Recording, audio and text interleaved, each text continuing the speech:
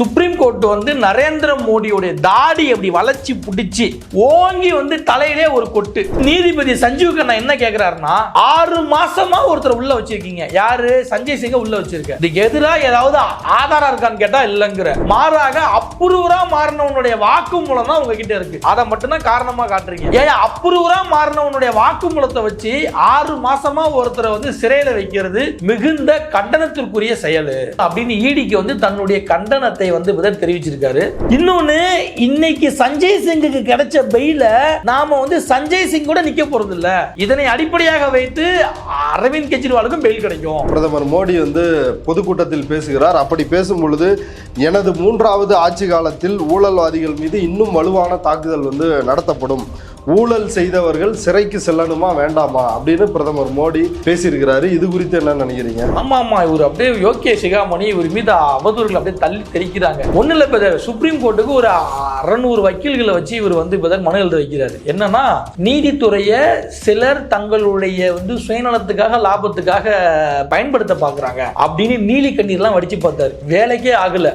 அது கட்டி தான் இன்னைக்கு செம்ம அடி, சக்க அடி. இன்றைக்கு டெல்லியினுடைய கல்வித்துறை அமைச்சர் அதிஷி, நீங்க 1 மாசத்துக்குள்ள பாஜகவில் சேரலன்னா இடி உங்களையும் கைது பண்ணும், கூடவே 3 அமைச்சர்களையும் கைது பண்ணும் அப்படின்னு ஒரு தகவலை வெளியிட்டு இருக்காங்க. இந்தியா கூட்டணியில காங்கிரஸ் கூட உள்ளவங்க எல்லாத்தையும் இவங்க வந்து கட் பண்ணணுங்கிறதுல மோடி ரொம்ப தீவிரமா இருந்தாரு. ஏன்னா மோடிக்கு தெரியும், நாம ஜெய் ஸ்ரீராம்னு சொல்லி ரொம்ப காலத்துக்கு ஓட்ட முடியாது, பாரத தாயின் தவல் புதல்வன் சொல்லி ரொம்ப காலத்துக்கு ஓட்ட முடியாது, ஏன்னா நம்ம டங்கு வர அருந்து போச்சு. இப்ப நரேந்திர மோடி நாட்டுக்கு பிரதமரா இருந்தாலும் அவர் இருந்து ஆட்சி செய்யக்கூடிய இடம் எந்த இடம்? டெல்லி. அப்ப டெல்லியில நம்ம ரொம்ப வீக்கா இருக்குமே. டெல்லியில யாரா ஸ்ட்ராங்கா இருக்கானா? கெஜ்ரிவால். டெல்லியில வந்து கெஜ்ரிவாலை மீறி நம்மளால ஒன்னும் புடுங்க முடியலையே, அது ஒரு ஈகோ கிளாஷ் வேற இல்லையா பிரதர்? அது சுப்ரீம் கோர்ட்டுக்கே தெரியும். தேர்தல் நிதி பத்திரம் மூலமா ஈடியை வச்சு பாஜக எவ்வளவு காசு பிடிங்கி இருக்குன்னு தெரியும். அப்ப இது வந்து பிரதர் கண்டிப்பா ஆஃபென்ஸ், கிரிமினல் குற்றம். கிரிமினல் குற்றமா இருக்கும் பொழுது இந்த அமலாக்கத்துறையினுடைய இயக்குனராக இருந்த சஞ்சய் குமார் மிஸ்ரா அவனும் இப்ப அமலாக்கத்துறைக்கு இயக்குனரா வந்திருக்கக்கூடிய ராகுல் நவீன், இவங்க 2 பேரும் உடனடியாக கைது செஞ்சு விசாரிச்சா நரேந்திர மோடி வந்து இந்த கவர்மெண்ட்டை பயன்படுத்தி என்னெல்லாம் செஞ்சாரு அப்படிங்கிற முழு தகவலும் வரும்.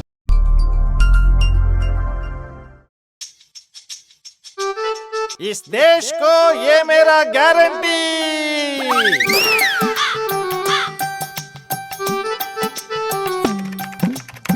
इस देश को ये मेरा गारंटी, इस देश को ये मेरा போதுமே உங்க கேரண்டி. கேரண்டி வாரண்ட்களை இனியே நம்ப போறீங்களா? சிந்தித்து வாக்களியுங்க. இந்தியாவை காக்க ஸ்டாலின் அழைக்கிறேன். டிரைப்ஸ் பார்வையாளர்களுக்கு வணக்கம். டெல்லி மதுபான கொள்கை முறைகேடு வழக்கில் டெல்லி முதலமைச்சர் அரவிந்த் கெஜ்ரிவால் உட்பட துணை முதலமைச்சர் மணிஷ் சிசோடியா, மூத்த அமைச்சர் சத்யேந்திர ஜெயின், அது மட்டுமின்றி நாடாளுமன்ற குழு தலைவர் சஞ்சய் சிங் உள்ளிட்டோர் வந்து சிறையில் அடைக்கப்பட்டிருக்கிறாங்க. இந்த சூழலில் ஆம் ஆத்மி கட்சியினுடைய நாடாளுமன்ற குழு தலைவர் சஞ்சய் சிங்கிற்கு உச்சநீதிமன்றம் அதிரடியாக இன்றைக்கு ஜாமீன் வழங்கி இருக்கிறது. இது கெஜ்ரிவால் கைது செய்யப்பட்ட இந்த டெல்லி மதுபான கொள்கை வழக்கில் ஒரு மிகப்பெரிய திருப்பமாக பார்க்கப்படுகிறது. இது ஒரு புறம் இருக்க, இன்னொரு புறம் டெல்லியினுடைய கல்வி அமைச்சர் அதிஷி இன்று செய்தியாளர்களை சந்தித்து ஒரு அதிர்ச்சிகர தகவலை வெளியிட்டாங்க. அவங்க என்ன சொன்னாங்கன்னா, பாஜக தரப்பில் இருந்து இன்னும் 1 மாசம் தான் உங்களுக்கு டைம் இருக்குது, அதற்குள்ள நீங்க பாஜகவில் இணையலனா இதே டெல்லி மதுபான கொள்கை வழக்கில் உங்களையும் சிறையில் அடைப்போம், உங்களை மட்டுமில்லாமல் இன்னும் கூடவே 3 அமைச்சர்களை சேர்த்து 4 பேரையும் சிறையில் அடைப்போம் அப்படின்னு பாஜக தரப்பில் இருந்து இடி தரப்பில் இருந்து மிரட்டல் வந்திருப்பதாக அதிஷி ஒரு பரபரப்பு குற்றச்சாட்டை முன்வைத்துள்ளார். இந்த சூழலில் இது குறித்து நம்மிடையே விவாதிப்பதற்காக சமூக செயல்பாட்டாளர் திரு சத்யபிரபு செல்வராஜ் அவர்கள் இணைந்துள்ளார். வாருங்கள், அவரோடு பேசலாம். தோழர் வணக்கம். வணக்கம். இன்னைக்கு ஆம் ஆத்மி கட்சியினுடைய நாடாளுமன்ற குழு தலைவர், இதே அரவிந்த் கெஜ்ரிவால் கைது செய்யப்பட்டுள்ள அதே டெல்லி மதுபான கொள்கை முறைகேடு வழக்கில் கைது செய்யப்பட்டு 6 மாத காலமாக சிறையில் இருந்த சஞ்சய் சிங்கிற்கு உச்ச நீதிமன்றம் இன்னைக்கு ஜாமீன் வழங்கி இருக்குது. இன்னைக்கு உச்ச நீதிமன்றத்தில் நடந்தது என்ன? எப்படி சஞ்சய் சிங்கிற்கு ஜாமீன் கிடைத்தது? நான் எப்படி பார்க்குறேன்னா, நான் வந்து அதாவது என்னுடைய டேர்ம்ஸில் சொல்கிறேன். சுப்ரீம் கோர்ட் வந்து நரேந்திர மோடியோடைய தாடி அப்படி வளைச்சி பிடிச்சி ஓங்கி வந்து தலையிலே ஒரு கொட்டு, அப்படிதான் நான் பார்க்குறேன். ஏன்னா இப்போ நாடு மட்டும் இல்லை, உலக நாடுகள் அளவில் வந்து பயங்கர பேசும் பொருளாக அதாவது பயங்கர பேசும் பொருளாக உற்று கவனிக்கக்கூடிய விஷயம் என்னன்னா, டெல்லியில் இருக்கக்கூடிய மதுபான கொள்கை முறைகேடு வழக்கு, அதில் வந்து இப்போ டெல்லி சிஎம் அரவிந்த் கெஜ்ரிவால் வந்து இப்போ கைது செய்யப்பட்டதுக்கு அப்புறம் அது இன்னும் ரொம்ப ஸ்ட்ராங் ஆயிடுச்சு அந்த விஷயம். ஆமா, அமெரிக்கா குரல் கொடுத்துச்சு, ஜெர்மனி குரல் கொடுத்துச்சு, ஐநாவும் குரல் கொடுத்தது. ஆமா, இப்படி இருக்க சூழல்ல இந்த வழக்குல கைது செய்யப்பட்ட 6 மாசமா உள்ள இருக்கக்கூடிய சஞ்சய் சிங்குக்கு இன்னைக்கு சுப்ரீம் கோர்ட்டில் ஜாமீன் கொடுத்திருக்கிறது வந்து இப்போ நல்ல விஷயம். இதன் சார்ந்து நாம சில விஷயங்கள் பார்க்கணும். ஓகே, வெறுமனை இந்த வழக்குல சஞ்சய் சிங்குக்கு ஜாமீன் கிடைச்சதை தாண்டி சுப்ரீம் கோர்ட்ல நடந்த வாதங்களை நம்ம பார்க்கணும். ஓகே, என்ன நடந்துச்சு சுப்ரீம் கோர்ட்ல? இந்த வழக்கை விசாரித்த உச்சநீதிமன்ற நீதிபதியாக இருக்கக்கூடிய சஞ்சீவ் கண்ணா அவர்களுக்கும், இந்த பக்கம் வந்து அமலாக்கத்துறையின் வழக்கறிஞராக அந்த இடத்துல வாதத்தை எடுத்து வைத்த அடிஷனல் சொலிசிட்டர் ஜெனரலாக இருக்கக்கூடிய ராஜுவுக்கும் நடந்த வாதங்கள் தான். இன்னும் சொல்ல போனா ராஜு ஒன்றும் பேசல, அதான் விஷயமே. இப்போ வந்து நீதிபதி சஞ்சீவ் கண்ணா என்ன கேட்கிறாருன்னா, 6 மாசமா ஒருத்தர் உள்ள வச்சிருக்கீங்க, யாரு? சஞ்சய் சிங்கை உள்ள வச்சிருக்க. இதுக்கு எதிராக ஏதாவது ஆதாரம் இருக்கான்னு கேட்டா இல்லைங்கிற. இன்னைய வரைக்கும் 1 ரூபாய் கூட, அதாவது இவர் சம்பந்தப்பட்ட இடத்துல இருந்து 1 ரூபாய் வந்து பறிமுதல் செஞ்சதா நீங்க இன்ன வரைக்கும் காட்டல. யார் காட்டல? இடி காட்டல. எந்த விதமான ஆதாரமும் காட்டல. எந்த விதமான ஆதாரமும் இல்லை. மாறாக அப்ரூவரா மாறினவனுடைய வாக்குமூலம் தான் உங்ககிட்ட இருக்கு. அதை மட்டும்தான் காரணமா காட்டுறீங்க. ஏன் அப்ரூவரா மாறினவனுடைய வாக்குமூலத்தை வச்சு 6 மாசமா ஒருத்தரை வந்து சிறையில வைக்கிறது மிகுந்த கண்டனத்திற்குரிய செயல் அப்படின்னு ஈடிக்கு வந்து தன்னுடைய கண்டனத்தை வந்து தெரிவிச்சிருக்காரு. உடனே அதுக்கு வந்து இது ஈடி சார்பா போன வக்கீல், இல்லைங்கய்யா விஷயம் இருந்தா தானே பேச முடியாங்க, ஒண்ணுமே இல்லையே. உடனே என்னங்க 6 மாசம் போதாதா? ஓ இன்னும் டைம் வேணுமா? ஓ அப்படியா அப்படின்னு நக்கலா கேட்டிருக்காரு. கடைசியா அவங்க வச்சிருக்காங்க, ஐயா 1 நாள் மட்டும் டைம் கொடுங்க ஐயா அப்படின்னு இருக்காங்க. உடனே அதுக்கு வந்து இப்போ ஜட்ஜ் என்ன சொல்லியிருக்காருன்னா, 1 நாளா, 1 மணி நேரம் கூட கிடையாது அப்படின்னு உடனடியாக சஞ்சய் சிங்குக்கு பெயில கொடுத்துருக்காரு. இது வந்து நரேந்திர மோடி கவர்மெண்ட்டுக்கு பெரிய அடின்னு சொல்லுவேன். இன்னொன்று, இன்னைக்கு சஞ்சய் சிங்குக்கு கிடைச்ச பெயில நாம வந்து சஞ்சய் சிங் கூட நிக்க போறது இல்ல. இதனை அடிப்படையாக வைத்து அரவிந்த் கெஜ்ரிவாலுக்கும் பெயில் கிடைக்கும். இதனை அடிப்படையாக வைத்து டெல்லி துணை முதலமைச்சராக இருக்கக்கூடிய மணிஷ் சிசோடியாவுக்கும் பெயில் கிடைக்கும். இதனை அடிப்படையாக வைத்து கவிதா அவர்களுக்கும் பெயில் கிடைக்கும். இந்த வழக்கில் கைது செய்யப்பட்டு உள்ள இருக்கக்கூடிய அனைவருக்கும் இந்த ஜாமீன் கிடைச்ச தீர்ப்பை வந்து அடிப்படையாக வைத்து ஜாமீன் கேட்கவும் முடியும், கொடுக்கவும் முடியும். இதுல இன்னொரு மிக முக்கியமான ஒரு கேள்வி இருக்குது. மே 25ஆம் தேதி டெல்லியில தேர்தல் நடக்க போகுது, நாடாளுமன்ற தேர்தல் நடக்க போகுது. இப்ப சஞ்சய் சிங்க்கு உச்சநீதிமன்றம் ஜாமீன் கொடுத்திருக்குது. இவர் தேர்தலில் ஈடுபடலாமா, பிரச்சாரம் செய்யலாமா? அதுக்கு உச்சநீதிமன்றம் என்ன சொல்லியிருக்கிறாங்க? அதையும் மென்ஷன் பண்ணியிருக்காங்க. சஞ்சய் சிங் வந்து அரசியலில் ஈடுபடுவதற்கோ, அதாவது தேர்தல் சார்ந்த வேலைகளில் ஈடுபடுவதற்கோ எந்த விதமான தடையும் கிடையாது. அவர் அரசியலிலும் தேர்தல் சார்ந்த வேலைகளிலும் ஈடுபடலாம் அப்படின்னு சுப்ரீம் கோர்ட் வந்து பெர்மிஷன் கொடுத்திருக்கு. ஓகே, இப்போ இதுல இன்னொரு மிக முக்கியமான விஷயம், இன்றைக்கு டெல்லியினுடைய கல்வித்துறை அமைச்சர் அதிஷி பத்திரிகையாளர் சந்திப்பில் சொன்ன தகவல்கள். அதாவது 1 மாசம் உங்களுக்கு டைம் தர்றோம், அதுக்குள்ள நீங்க பாஜகவில் வந்து இணைஞ்சிடணும். ஏற்கனவே மணிஷ் சிசோடியாவிற்கு இப்படித்தான் மிரட்டல் விடுக்கப்பட்டுச்சு. அவர் அடிபணியில் அவர் சிறையில் இருக்கிறார். இன்னைக்கு அதிஷிக்கும் அதே மாதிரியான ஒரு மிரட்டல் பாஜக தரப்புல இருந்து வந்திருக்குது. நீங்க 1 மாசத்துக்குள்ள பாஜகவில் சேரலன்னா இடி உங்களையும் கைது பண்ணும், கூடவே 3 அமைச்சர்களையும் கைது பண்ணும் அப்படின்னு ஒரு தகவலை வெளியிட்டு இருக்கிறாங்க. இந்த விஷயம் குறித்து உங்களுடைய கருத்து என்ன? அதான் அவங்க என்ன சொல்றாங்கன்னா, என்னுடைய நெருங்கிய உதவியாளர் மூலியமா ஒரு தகவல் வந்துச்சு, தூது வந்துச்சு. எங்க பாஜகவில் இருந்து ஒரு தூது வந்துச்சு. யார் சொல்றா? ஆம் ஆத்மி கட்சியில டெல்லியில வந்து கல்வித்துறை அமைச்சரா இருக்கக்கூடிய அதிஷி சொல்றாங்க. என்ன சொல்றாங்க? என்னுடைய நெருங்கிய உதவியாளர் மூலியமா பாஜக இருந்து தூது வந்துச்சு. என்ன தூதுனா, உனக்கு 2 ஆப்ஷன் தான். 2 ஆப்ஷன் தான். என்ன ஆப்ஷன்னா, ஒன்று ஆம் ஆத்மியிலிருந்து பாஜகவுக்கு வந்துரு, பாஜகவுக்கு சேர்ந்து உன்னுடைய அரசியல் வாழ்க்கையை காப்பாற்றி தக்க வச்சுக்கி. 2 இது வரலன்னா, 2வது அதிகபட்சம் 1 மாசத்துக்குள்ளார நீ ஜெயிலுக்கு போயிடுவ. நீ மட்டும் போக மாட்ட, உன்னுடன் சேர்ந்து இன்னும் 3 அமைச்சர்களும் சிறைக்கு போவாங்க அப்படின்னு பாஜக வந்து தூது வந்ததா சொல்றாங்க. ஆனா நாங்க கண்டிப்பாக பாஜகவுக்கு போக மாட்டோம். நாங்க வந்து என்ன நடந்தாலும் அரவிந்த் கெஜ்ரிவால் கூட தான் நிற்போம்.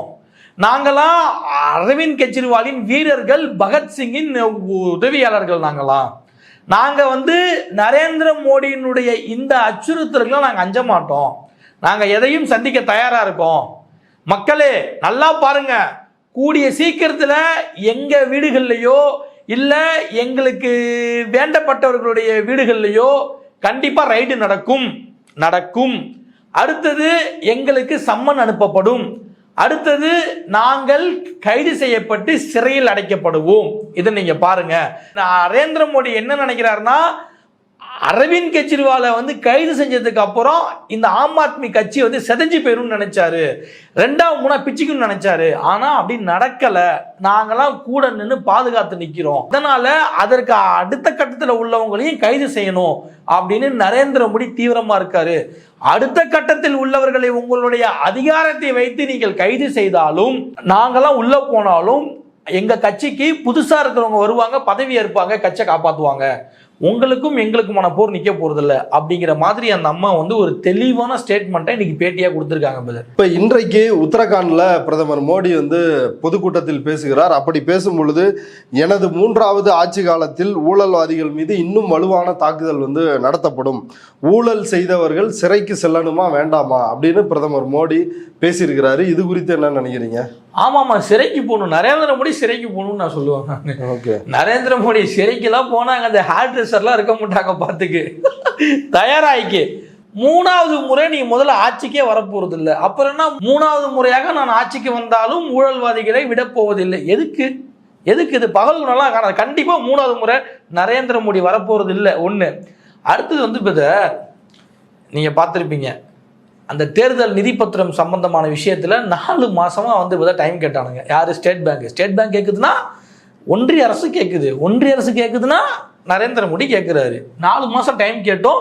சுப்ரீம் கோர்ட் விடலை. அதெல்லாம் முடியாது, கொடுத்தே ஆகணும்னு சொல்லி கடைசியா வாங்கி பார்த்தா 8250 கோடி ரூபாய் வாய்க்குள்ள போட்டிருக்காரு மோடி. 8250 கோடி ரூபாய் வாய்க்குள்ள போட்டிருக்காரு. எப்படி வாய்க்குள்ள போட்டிருக்காருன்னா, நம்ம பலமுறை பேசிருக்கோம். இதே ஈடியை வச்சு மிரட்டி பிடிங்கிருக்காரு. இதான் உண்மை. அடுத்தது, இப்ப இன்னைக்கு ஒரு ஸ்டேட்மெண்ட் கொடுத்திருக்காருல்ல, இந்த ஊழல்வாதிகளை விட மாட்டேன், என் மீது எல்லாரும் அவதூறுகளை பரப்புகிறார்கள். ஆமா, இவர் அப்படியே யோகே சிகாமணி இவர் மீது அவதூறுகள் அப்படியே தள்ளி தெரிக்கிறாங்க. ஒன்றும் இல்லை, இப்போ சுப்ரீம் கோர்ட்டுக்கு ஒரு 600 வக்கீல்களை வச்சு இவர் மனு எழுத வைக்கிறாரு. என்னன்னா, நீதித்துறையை சிலர் தங்களுடைய சுயநலத்துக்காக, லாபத்துக்காக பயன்படுத்த பார்க்குறாங்க அப்படின்னு நீலி கண்ணீர்லாம் வடிச்சு பார்த்தாரு. வேலைக்கே ஆகல. அது கட்டி தான் இன்னைக்கு செம்ம அடி, சக்க அடி. ஏன்னா நாடே பேசிக்கிட்டு இருக்கு, ஊழல் செஞ்சவங்க நாங்கெல்லாம் கைது பண்ணிக்கிட்டு இருக்கோன்னு பாஜக ஒரு பக்கம் பேசிக்கிட்டு இருக்கு. அந்த வழக்குல ஒரு ஆதாரமும் இல்லை, ஒரு பைசா கூட இது வரைக்கும் நீங்க ரெக்கவர் பண்ணல. இப்படி இருக்கிற சூழ்நிலையில அவரை எப்படி ஜெயிலில் வைக்கலாம்னு இன்னைக்கு அந்த வழக்கில் ஒருத்தருக்கு ஜாமீன் கொடுத்துருக்கு. இந்த ஜாமீன் இதோட நிக்க போறது இல்லை. டெல்லி சிஎம்க்கு கிடைக்கும், டெல்லியினுடைய டெபுட்டி சிஎம்க்கு ஜாமீன் கிடைக்கும். இன்னைக்கு கிடைச்ச ஜாமீன் தீர்ப்பு வச்சு ஜாமீன் கிடைக்கும். இதுவே நரேந்திர மோடிக்கு பெரிய அடி. அதனுடைய இதுதான் மோடி இந்த மாதிரி என்ன பேசணும்னு தெரியாம பெதட்டிட்டு இருக்காரு. ஓகே, இப்ப அடுத்தடுத்து 4 அமைச்சர்களை இடி கைது செய்ய போகுது அப்படின்னு அதிசி சொல்றாங்க. அப்படி இருக்கும் பட்சத்தில் அதுக்கான முகாந்திரம் இருக்குதா இந்த வழக்குல? ஏன்னா அப்ரூவரா மாறினவங்க என்ன சொன்னாங்க, அவங்களுடைய பின்னணி என்ன, அதை சொல்லுங்களேன். நல்ல கேள்வி பதர். இப்ப இந்த வழக்குல பதர் 2 பேர் அப்ரூவரா மாறி இருக்கானுங்க. ஒருத்தரை நாம முதல்ல பார்த்துருக்கோம். அவன் பேர் சரத் சந்திர ரெட்டி. அவன் அரபிந்தோ ஃபார்மாசூட்டிகல்ஸ் அப்படின்னு சொல்லிட்டு ஒரு கம்பெனி வச்சிருக்கான். அவன் அப்ரூவரா மாறுறான். எப்போ அப்ரூவரா மாறுறாருன்னா, 2022 நவம்பர் மாதம் 10ஆம் தேதி இதே வழக்கு சம்பந்தமாக இடியால் கைது செய்யப்படுறான். அதுலேருந்து ஒரு 5 நாள் கழிச்சு 2022 நவம்பர் மாதம் 15ஆம் தேதி பாஜகவுக்கு 59 கோடி ரூபாய் தேர்தல் நிதி பத்திரம் மூலியமா ஃபண்டு கொடுக்குறான். உடனடியாக அவனுக்கு ஜாமீன் கிடைக்குது. இவன் உடனடியாக அப்ரூவராக மாறுறான். இப்படி ஒருத்தர்.